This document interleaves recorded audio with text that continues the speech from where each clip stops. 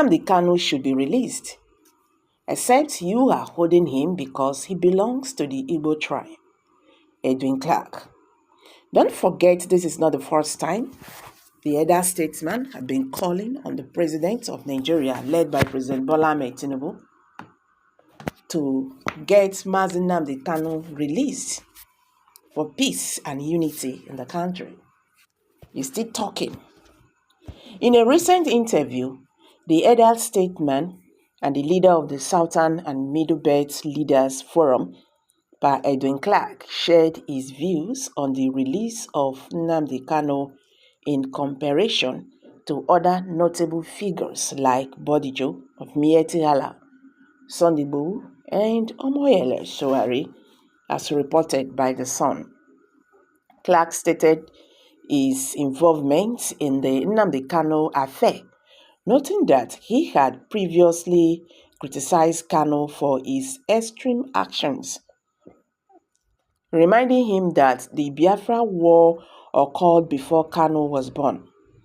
He had advised Kanu to exercise his right to protest without resorting to violence or actions detrimental to the country, which led to backlash from Kanu's supporters. When Kanu suggested that the South-South region, including the Delta and Edo State, should not be part of Kanu's agenda, I meant to say, please pardon me. When Clark suggested that the South-South region, including Delta and Edo State, should not be part of Kanu's agenda, he said, "For some time now, I have been involved in this Nnamdi Kanu affair. Once I criticized him for going too far. I accused him that you were in your mother's womb when the war was being fought. This war took place in 1967 and you were not born at that time. Take it easy. You have every right to demonstrate, but don't kill people. Don't do things that are not good for the country." He abused me back because I said in my statement that he should not include Delta State, Edo State, and South-South region. So they got angry and insulted me. But what we are now talking about is a very serious issue. When he was being tried, the way the Terrorism Act was being enacted by Buhari, we did not like it. It was as if it was targeted against one person. So we criticized that one too. He recalled that Kanu's escape from Nigeria occurred after soldiers attacked his home in Umuahia, a fact later confirmed by the Federal High Court, contradicting the narrative that Kanu had jumped bail. Appealing to the federal government, Clark recounted how he had previously written an open letter to President Buhari, urging Kanu's release. He drew a parallel to the case of Asari Dokubo, who faced similar charges and was released after Clark and other leaders intervened.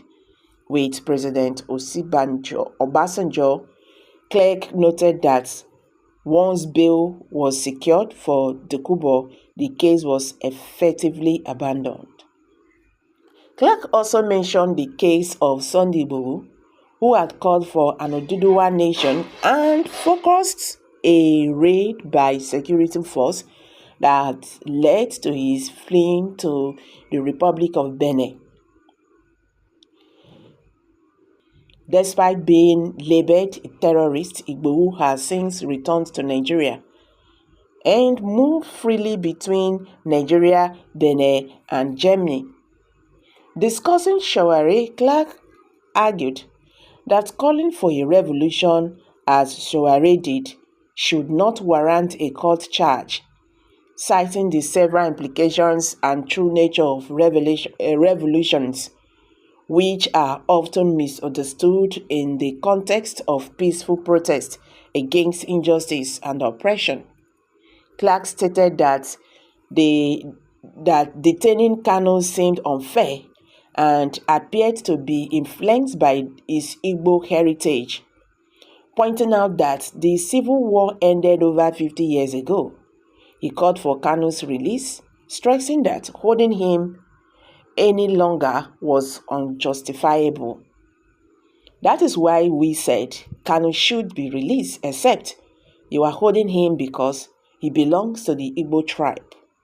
Because the war has been over for about 50 years now. Why detain Kanu? It is unfair. He should be free, he said. Well, Nigerians, the elder statesman, he's still talking, he's still begging the federal government of Nigeria. This one now is led by President Bola Ahmed Tinubu. But trust me, since all these appealing and begging and whatever that's been going on, the government of Nigeria had not reacted. So that means they have something in mind. So that means they are not prepared to release Mazi Nnamdi Kanu or obey any appeal from anybody. But this is sad. Like as he said, if you are not releasing Nnamdi Kanu, you are holding him because he belongs to the Igbo tribe. The same reason why they are agitating in Nigeria is still playing out here. So how will you now convince the Southeasterners that they are not being marginalized? How? How will you convince them that they are not being marginalized? Well, I'm dropping it here, guys. What's your take on this? Let's hear from you. Kindly drop your comment below the comment section. I beg. If you are just joining us, share this video, let it go viral. Like us. Thank you, and bye for now.